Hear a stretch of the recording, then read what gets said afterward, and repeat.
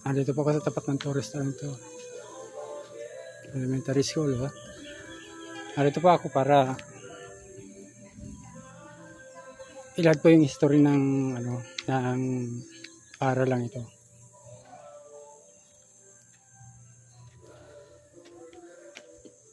Ito po kasi ay dati Juan Torres Elementary School. Yung pong 1970s. Ano po? At ito po, ang Barangay Old Campo ay dating tinatawag na Lumang Kampo kasi nga po dito may staff house. May staff house po ng sundalo ng mga Amerikano. Sa madaling sabi, ang Barangay Old Campo ay pinagkampuhan ng mga sundalo Amerikano ng panahon ng giyera sa ng World War I po ba. Ayan po, ang staff house po dito nakatayo. Nakikita niyo po yan, no? Yung pinagdadaw sa recognition ng mga estudyanteng elementarya. Yan po nakatayo yung staff house. At yan po sa may puno ng santol na yan. Ayan po, ang puno ng santol na yan. Nandiyan po yung hagdanan ng staff house. At bali, ito pong kinatatayuan kong ito po ay likuran ng staff house. Ano po? At doon po sa may puno ng liputi na yan, naandyan po yung Puso Negro nung staff house.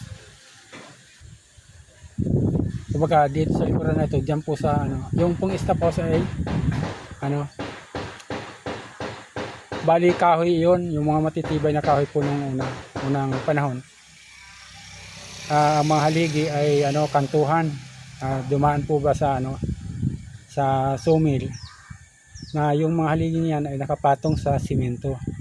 Na kung saan ang taas ay bago yung sahig ng staff house ay mga 1 metro po mula po sa lupa. Ayan po ay solid na kahoy. Ang simento lang dyan ay doon sa kanilang comfort room. At dito po sa sa lugar na ito, dyan sa may ang comfort room po niyan ay ang unang poste na hanggang doon sa ikalawang poste. Yan po sa lugar na ang comfort room. At ang lalapit tayo para makita natin yung Puso Negro po ay naandyan sa likuran na yan, nang ginawa dyan po sa may ayan po, nakalitaw na nga po sa may puno ng ayan po ang Puso Negro. Ito po ang Puso Negro, pero bali ang Puso Negro na ito ay na ito, nilagyan nga po ng nilagyan na dyan ng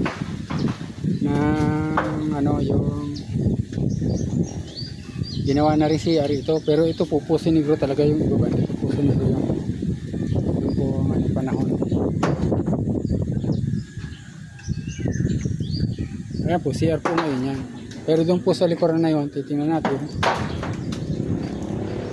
Bale,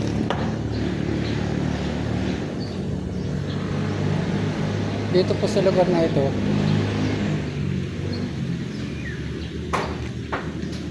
ito po, yung may simentong yan, andito po yung hagdanan, dito sa may simentong ito. Ito po yung hagdanan yan Diyan, nariyan yung hagdanan. At dun po sa may lugar na yun, dyan, naandyan po yung deep well nila, sa lugar na yan, deep well. At ito pong may ito, yung may building na pong ito, dito po sila bali dito ang nila. Ayan po yung ilog ilog po yan, ilog yan,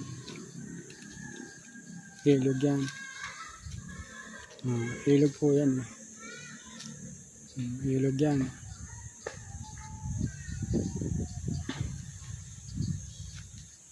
Dito po sa lugar na ito, dito nagdadaos ng flag ceremony yung mga sundalong Amerikano. Kasi yung pong flag, yung kanilang ano po, ito po yung paanan ng hagdanan ay papunta rin sa kusina po, kusina ng staff house.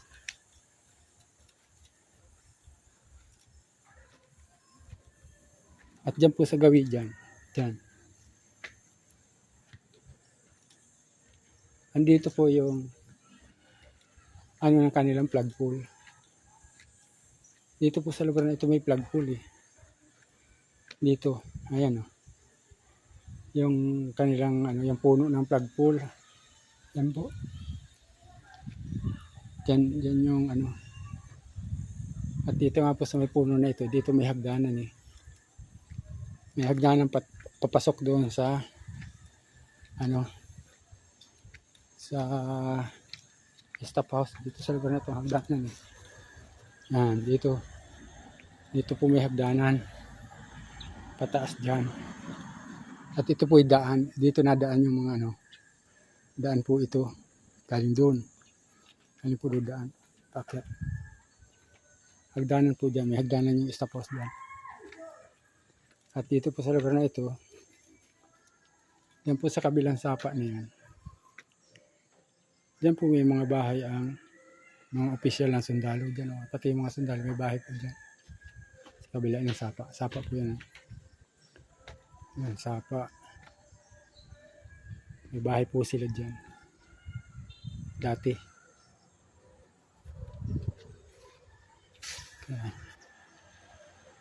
Dyan po yung ano, dyan po yung dyan sila pag nagpa-flag ceremony dyan sa lugar na yan, dyan po sa may building na yan, sa may silid-aralan na yan. Pero ito pong kinalagyan na ito dati, dito na talaga, ito yung unang eskwelahan na eskwelahan kahoy, na yung mga division po ba ng kwarto ng staff house ay tinanggal at ginawang kwarto. Dito po. Malaki yung bahay na ano rito, yung staff house, malaki po yun. Solid na kahoy. Bubong iyero. Ala po dito po sa kanya tatayo ko ito. Bali dyan, dito. Diyan sa may poste na, saka yung poste na yan. Narito po yung ano eh, yung CR, yung comfort room. Ano. Pero, nung maging eskwelahan po ito, nung Juan Torres pa ito, yung pong tapat ng comfort room na yun, ng anong staff house ay ginawang, nilagyan po ng hagdan. At dyan na po ang ano, dito po kasi ginawang harapan. Dito ginawang harapan. Ito po ang kasaysayan nito. Ito po yung ginawang harapan ng maging eskwelahan. Pero ito, malapad pa po ito. Kaya lang naging maliit ito kasi nga nag-widening po. Nag-widening, nabawasan po hanggang doon pa ito sa may gitna na dyan. Doon po sa may gitna na yan. Ng ano. Gitna na yan ng kalsada kasi ano lang yan, one way lang po yan eh. No? Masikip lang po yung daan yan. Nabawasan po yan, mag-widening, nabawasan po ito. Yun po ang ano. At dito naman ginawa rin talaga itong daanan na ng mga eskwela yan. Ginawa na rin po daan. At nung pong 1970 ano po, nung 1970 yan po ano, project ng Kalahi yan. Nung 1970 ano po ito, nagkaroon po ng programa yung RPUs po ba. Nung magkaroon ng RPUs, dahil si Mr. Virgilio Talento ay nag-donate ng lote dyan sa kabila na yan para paglagyan ng RPUs, karoon din ang paaralan dyan, kaya naging Torres Talento po ito.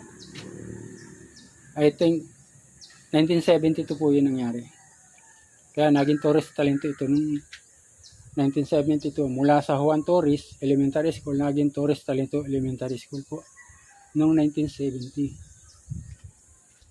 Ito na po ang kalagayan ng eskwelahan. Ayan. Dito po dati yung Torres Talento dito sa lugar na ito kung saan ay mayroong 4 na kwarto at narito yung opisina ng principal. Ayan po. At doon naman po sa kabila, nandyan yung ipinatayo ng Kalahay Seeds na eskwelahan. Mula po, ito Kalahay Seeds din po ito eh. Yan.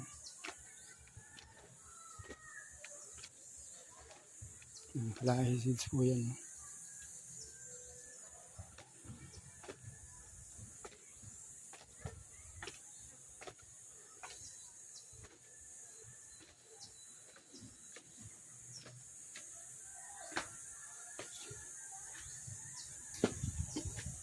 Oh, shout out sa'yo, brother. Dari Ikaranong. Ang president president ng General PTA ito. Apo. Tatuid po tayong kalsada. Tatuid tayong kalsada at punta tayo sa kapila.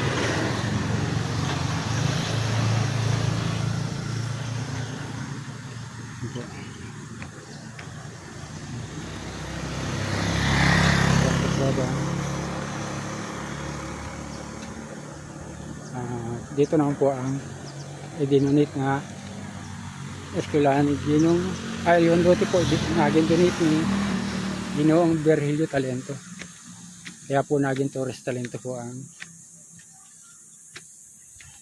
eskwelahan ito sa Barangay Urtang, na dati naman po ito ay lumang kampo kung tawagin, na sityo ng Alayao kung hindi ako nagkakamali.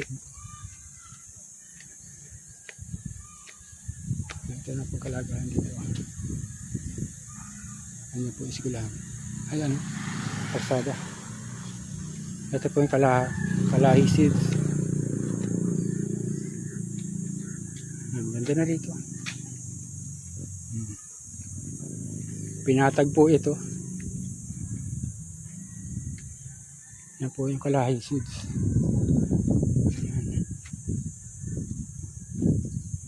Yun naman po ang RPUS. Ewan ko lang kung makikita pa natin dyan yung pinaka ng RPUS. Yung po bang mark. Yung yung kung kailan itinayo, yung pinaka plaka pa po. Dyan. Ganda nito. Ito po. Ito ang RPUS. Ito dati lagay ang plug pool. Ito po ang RPUS. Ayan Bayanihan School. Bayanihan School. RPUS Bayanihan. Constructed made possible by the people of the Philippines in the United States of America 1973 to 1975. Ayan po. 1973 to 1975 pala. So kala ko 1972 ginawa. Correction po. Ayan. Maganda po rito. Gumanda na yung paaralan na to.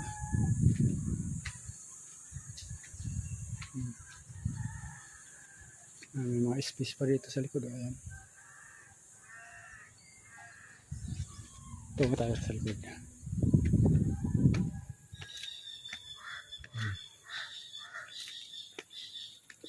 Marami silang upuan. Kapag tawag dito. Yung nakapaglinis na. Ito, pasok na kasi.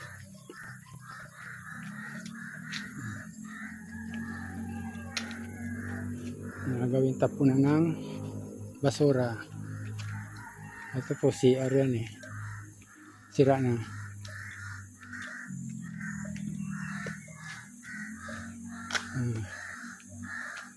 Baba po yan. Yan po RPUS. Na kung saan pag may bagyo, may kalamidad, ginagawa pong yun po bang shelter. Diyan pumupunta ang mga tao kung may kalamidad. Napunta rito. Hindi puro sa kabilaan kasi tabing ilog po yan ay bangin. Kaya dito sila. Dito ang mga tao pumupunta pag may bagyo.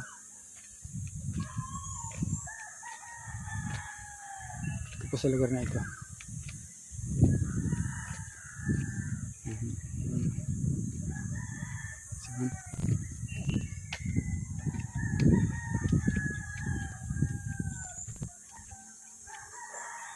Akala ko baka teacher. Ako si ma'am na, oh. Andyan. Sa kantin? Kala ko teacher na tuloy. Wala po namatay.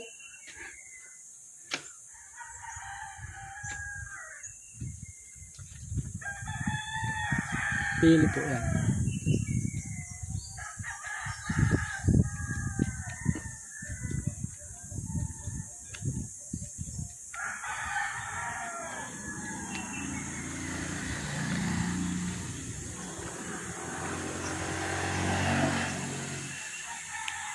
Ito po.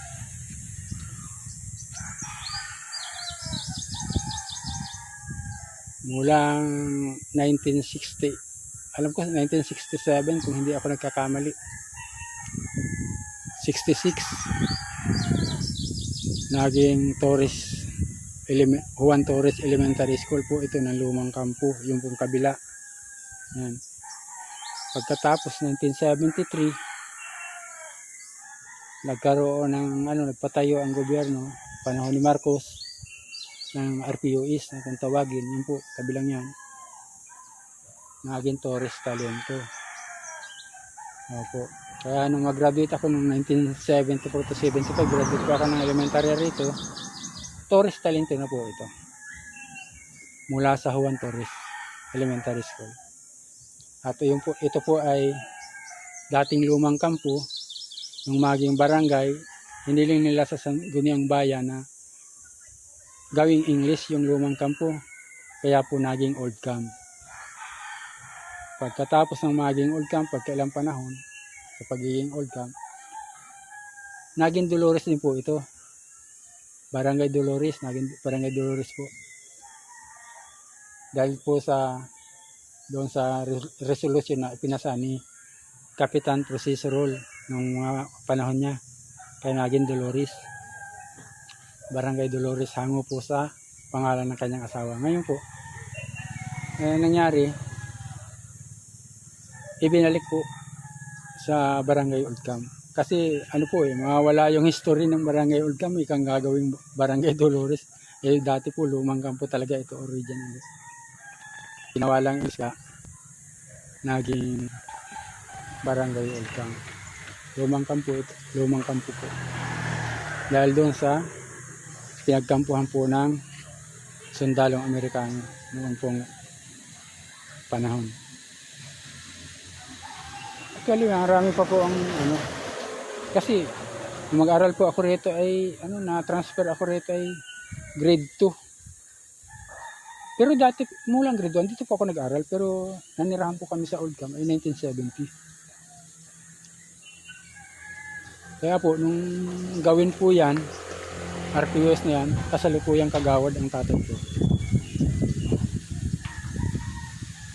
Hanggang dito na lang po. At sana po, kung sino man po ang nasiyan dito sa video kong ito, pwede po bang paki-like at saka paki-subscribe naman po ako.